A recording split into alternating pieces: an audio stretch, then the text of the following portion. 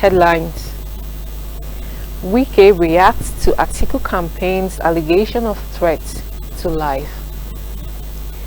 Fani Kayode released on bail, asked to report on Wednesday. Oduduwa Nation agitators attempt to disrupt elections in Southwest. Naira swap. CONISA and civil society sets up progress monitoring task force. Welcome to BRTV News. I am Obiageli Ihejrika Daniels. We'll bring you the details shortly.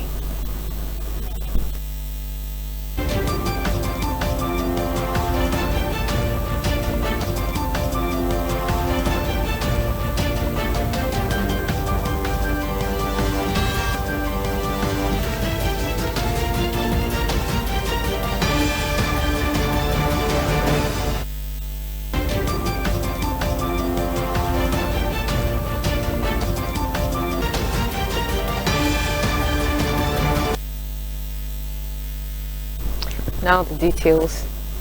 Ahead of the February 25th, 2023 presidential election, Rivers State Governor Nyesom Wike has said the People's Democratic Party (PDP) Presidential Campaign Council (PCC) had applied to him seeking approval of a venue to use for their rally in the state, which was approved. According to reports that speaking at Yenomi Secondary School field in Abonima town, venue of PDP campaign for Akuku Toru local government area on Monday, Wike said having realized that they do not have the capacity to mobilize the crowd to fill the Adokiye Amiesimaka Stadium, the Atiku Abubakar campaign organization went to clear another piece of land in Trans-Amadi industrial layout owned by the state government, which was not granted. Instead of returning to prepare the stadium that was approved, Governor Wike stated that the PCC is making allegation of threats to life as the reason why they are putting off holding the rally in Rivers State. Former Aviation Minister Fani Kayode has been released by the Department of State Services (DSS). The Secret Service also asked Fani Kayode to report back to its facility on Wednesday. Earlier on Monday, the Secret Service invited the Director of Special Projects and New Media of the All Progressive Congress (APC) for questioning and grilled him for about 7 hours. The APC chieftain had appeared at DSS office in Abuja to answer questions on the allegations he made about some army generals plotting with some presidential candidates to scuttle the 2023 general elections and carry out a coup against the government. Earlier today, DSS spokesman Peter Afunaya confirmed that Fani Kayode had reported at the headquarters of the Secret Service. The DSS spokesman had explained in his statement that the former minister reported to the service at 9 a.m. in response to the invitation extended to him. This comes about 2 days after Fani Kayode alleged that the presidential candidate of the People's Democratic Party (PDP), Atiku Abubakar, had a secret meeting with some army generals. But the defense headquarters had subsequently denied the allegation meeting, pledging its commitment to democracy. Away from that, the Inspector General of Police IGP Usman Baba had said that some separatist agitators under the aegis of Oduduwa Nation are amassing weapons in an attempt to disrupt the February 25th and March 11th general election in the Southwest geopolitical zone. The IGP disclosed this during a meeting with strategic police managers at the force headquarters in Abuja on Monday. He also lamented that small arms and light weapons are being trafficked to advance political violence, political extremism and intolerance, while cyberbullying for political ends is on the rise daily. Secessionist agitation gained prominence in the Southwest geopolitical zone mid-2021. The agitation was championed by Yoruba Nation campaigner Sunday Adeyemo, popularly known as Sunday Igboho. However, the agitation slowed down with the raid of Igboho's Ibadan residents by the Department of State Services on July 1st, 2021. The agitator later escaped to Benin Republic, where he was detained by the security agents in the Francophone West African country. He was later released on bail but has not returned to Nigeria. There have been pockets of agitations by Yoruba Nation protesters of late, but the police had warned that no disturbance of public peace will be allowed. Meanwhile, the Coalition of Nigerian Youth on Security and Safety Affairs, CONISA, in collaboration with the Civil Society Organization on Thursday, 10th February, set up a joint progressive monitoring task force on the CBN new policy and related matters. The 25-member task force was announced by Ambassador Ade Mario, the Director General of CONISA, at the press conference themed Cash Swap Policy, Insecurity, Scarcity of Petroleum Products and 2023 election. With respect to cash swap, force will be saddled with ensuring strict adherence to CBN and government regulations, even as CONISA and civil society seek to draw the government's attention to the current hardship plight of Nigerians, as the DG stated.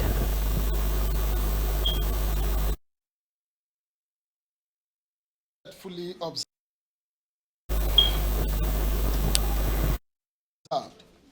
Preamble.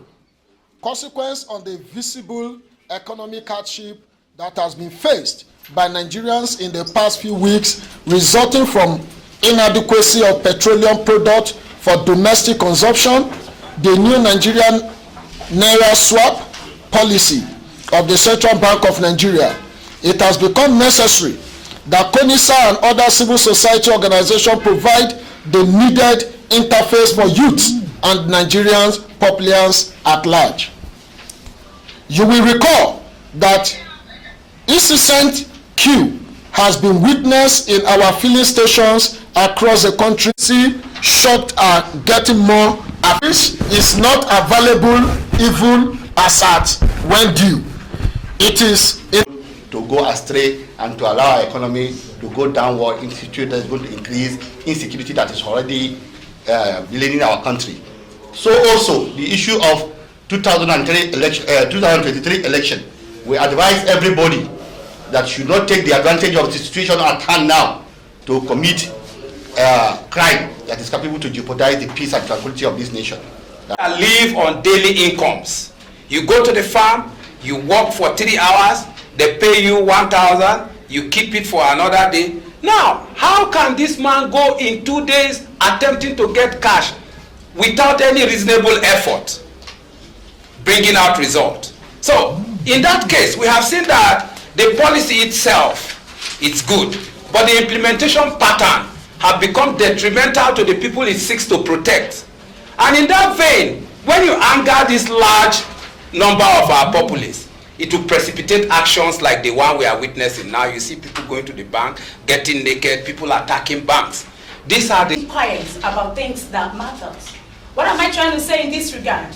I want to say that this is the reason why CONISA have come to add our impact, to add to our voice, because CONISA is the voice of the voiceless. It's time for us to speak. They say that a leader, a tree cannot make a forest. The federal government cannot do it all. We, from members of CONISA, civil society, we are here to support the government. They cannot do it alone. That is why things are going this way. They need ideas. They need to call the citizens. They need to know how the citizens are feeling. Thank you very much. In addition to what my colleagues have said, my name is Comrade Emmanuel John. All right, FG directs closure of all polytechnics. This and more will be coming to you after this short break. Don't go away.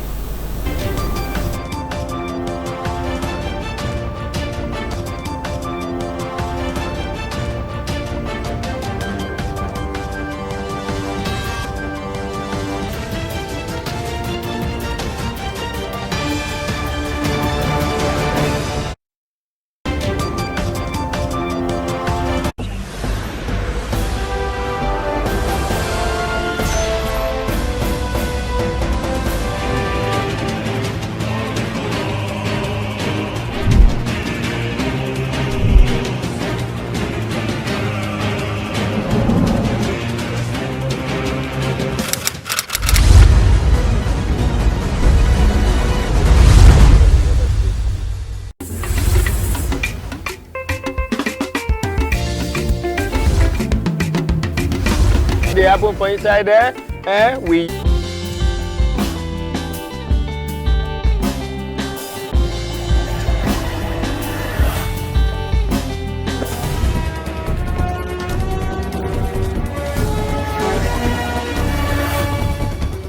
Skit Chat, right here on Bright Television, the home of talk and entertainment.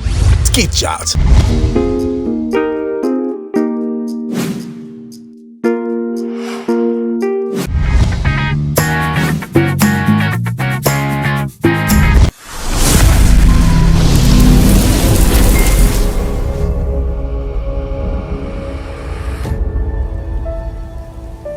TSTV.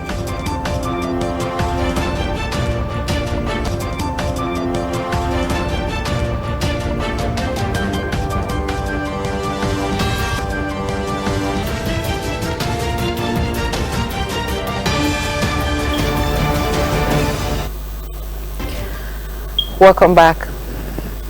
Ahead of the February 25th and March 11th 2023 general elections, the federal government of Nigeria has ordered the closure of all polytechnics in the country.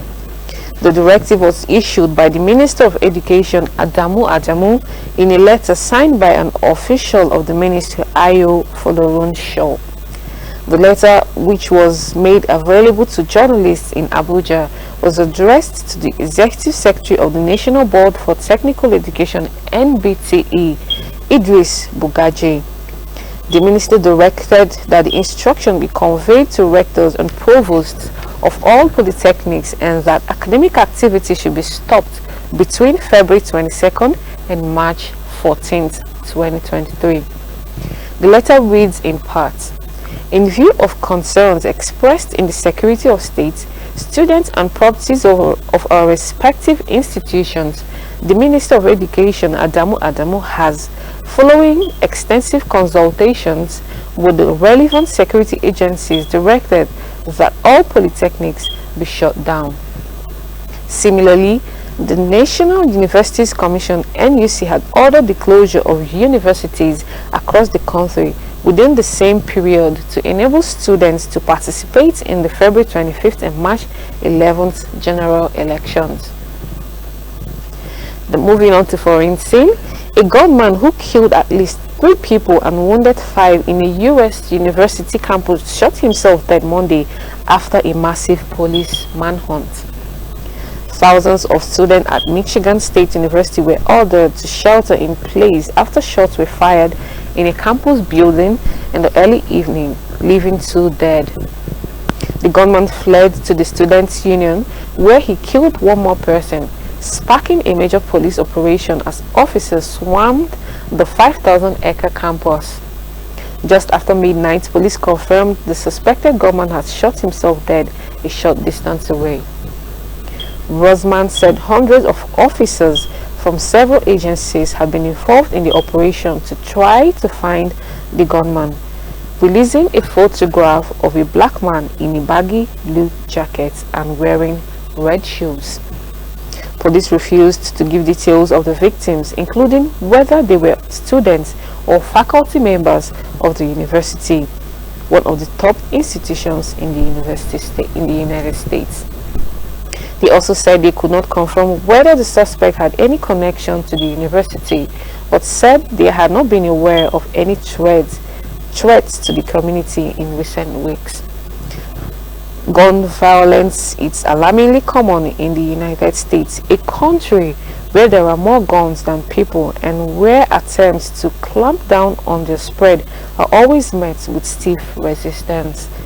Tens of thousands of people die every year after being shot, and many more are wounded. Last month, 11 people were shot dead when an elderly man opened fire in a dance hall in California where locals were celebrating Lunar New Year. Days later, a farm worker killed 7 colleagues a few miles away. Michigan State University officials said all campus activities will be cancelled for the next 48 hours. In other news, Saudi Arabia will send its first ever woman astronaut on a space mission later this year. the latest move by the kingdom to reform its ultra-conservative image. Rayana Barnawi will join fellow Saudi Ali Al Khani on a 10-day mission to the International Space Station ISS, the official Saudi press agency SPA said.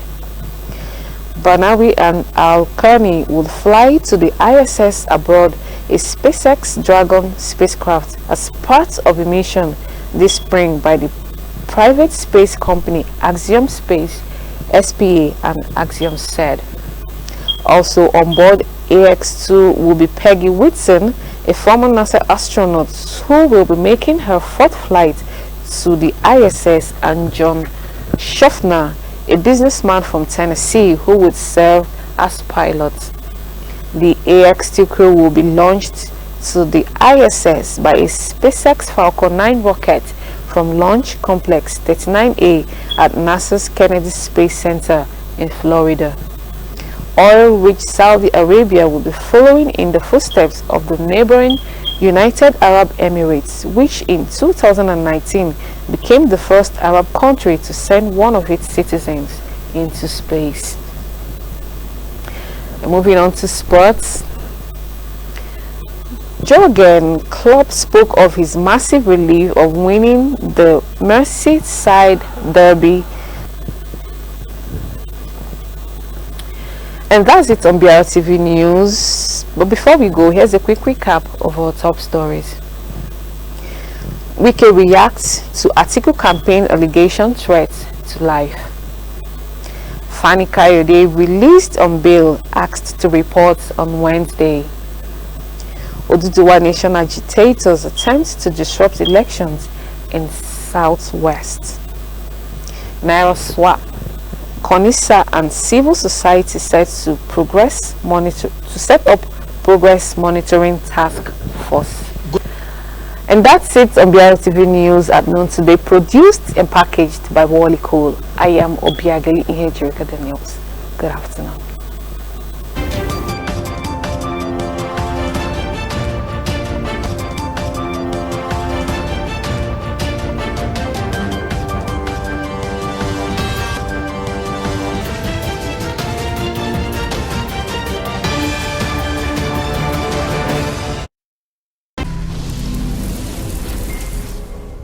TN